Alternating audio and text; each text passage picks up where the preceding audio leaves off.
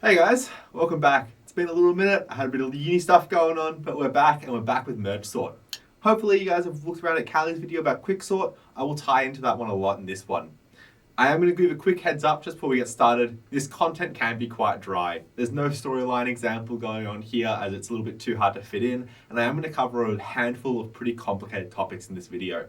Because of this, please make sure to refer back to the LMS if you're confused about anything, or watch this video, or come talk to me, Callie, or Georgia inside class. So firstly, some very basic key knowledge. I'll explain more about merge sort. It's an advanced sorting algorithm. What I mean by this is unlike things like, insertion sort or all those other really quick bubble sort kind of stuff that are pretty simple to write down, this one has a little bit more extra knowledge to it, but in the same vein, it is faster because of this. Now, most people write it as a recursive algorithm, but it can be iterative. I'll show you examples both in Python. I prefer it as an iterative just because I think it makes more sense, it's easy to follow, but my time complexity example will look at it in recursive. It's divide and conquer. As pretty obviously, I think it's one of the best examples of divide and conquer. It does split everything down to small subproblems, and it uses the subproblems to speed up its calculations. It also uses O of N data. Because it's going to be doing this splitting, it actually needs to store external memory. I'll tie this back into quicksort later very briefly at the end. It's not too important that you know this, but it is one of the dividing facts between merge sort versus quicksort. So how does it work? Basically, we start with one initial input array, and then it divides them evenly into subarrays until you get size 1 arrays. Basically, these size 1 arrays are guaranteed to be sorted because there's only one value in them. Now, then it's going to combine these subarrays, sorting as they go. So it's just 1-to-1 comparisons to start, and then at least 2-to-2. The important thing is these subarrays are sorted as you go. So what this means is that when you combine two of these subarrays, I'll show later, you're actually inserting it into a sorted list, which is a faster method as opposed to sorting. This is what gives it that speed advantage that we'll cover later. Now, I've got two code examples. These are in Python, so for the people who do Snap Up with Edgy, you might have to have a bit more understanding of how Python works for this. I mainly did this for me. I find it easier to read Python and it's pretty close to pseudocode. There is definitely pseudocode out there, but I think having both the recursive and iterative Python code is pretty easy to understand. It's all available online as well. The important thing to know is that it uses a while loop in the iterative just to run through all possibilities, and the recursive one has a base case where you have a single node. Now, time complexity is the big thing that comes to this. So the first thing to know is that splitting is a constant time method. You're just dividing into two. It's not really part of the time complexity. The actual important part of the time complexity is that inserting into a sorted list is O of N. Because of this, we can think of inserting all elements of one sorted list into another as just a multitude of O of N operations. This is what gives it that advantage. Now, if you do the full recurrence relation, you will find that it is the time complexity is 2 times n divided by 2 plus O of N. So Tn is just the recurrence relation. 2 times n divided by 2 is the time it takes to sort these two smaller halves. There's two halves and each half is n divided by 2. And again, that last term is just the insertion from one sorted array into another.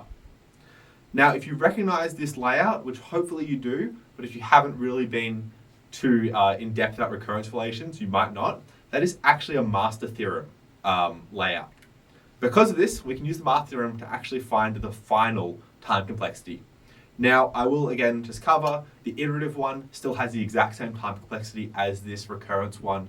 It's just that one of them uses recurrence and one of them just uses while loops. Basically, because we are already in the master theorem layout, which is A times Tn divided by B plus an f and n, we can just instantly apply it to the theorem. So here we have our A being 2 and our B being 2. As well as our final value, fn is just that last little bit there. So if it was, n squared, it'd be 2, but in this one, it is just n. Okay, so I say count it as 1, technically it's n. Then we'd have to do a little bit of log math. So the master theorem is all about log AB and what does that equal? In our case here, because A and B are the same, it's just log 2, 2. If they were both 3, it'd be log 3, 3, but all that's important is that it equals 1. The real key part of the master theorem here is this greater than, equals to, or less than sign. Basically, we compare the log to what the last part of the function is. So in this one, it's 1. So because we've got n to the power of log AB, so it's n to the power of 1, And since n to the power of 1 equals n, we're going to have that equal sign in the middle. That means it falls under case 2, which means it's effectively the same amount of work as it exponentially grows. If it's in case 1, you've got that greater than sign. If it's in case 3, you've got that less than sign. Again, complicated stuff. Master theorem is important. You are provided this information inside the final exams, but I would really recommend wrapping your head around it. Try to understand one recurrence relation for each step of the master theorem. Basically, when we know the master theorem, what it relates, so because it's equal, it's case 2, we can just say it is on log n. We don't need to do any further recurrence proving. We know that is the case. Because of this, the final time complexity, I clicked the wrong part of the button. Now let's compare it to quicksort. So this is the key part. Callie mentioned about merge sort in her video, and we're going to talk about quicksort versus merge sort.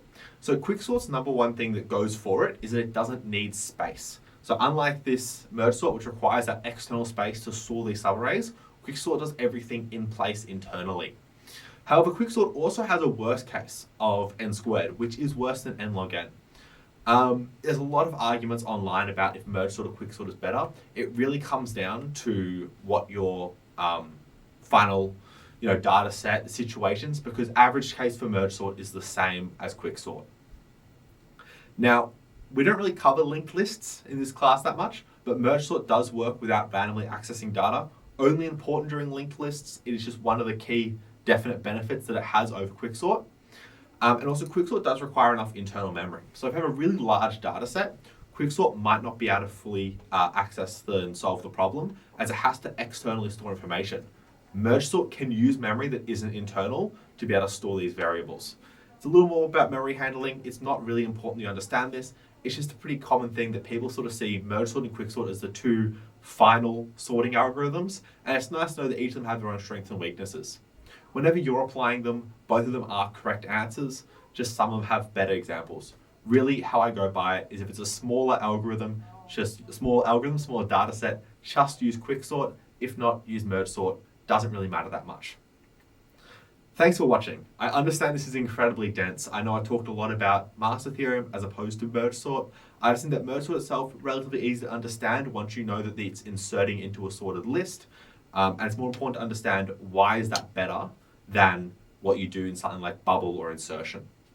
Again, very dense. Please feel free to rewatch this, ask me, George, or Callie questions, and check over everything in the LMS.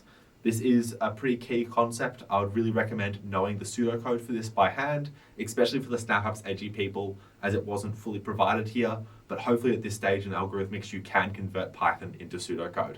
Thanks for watching, guys.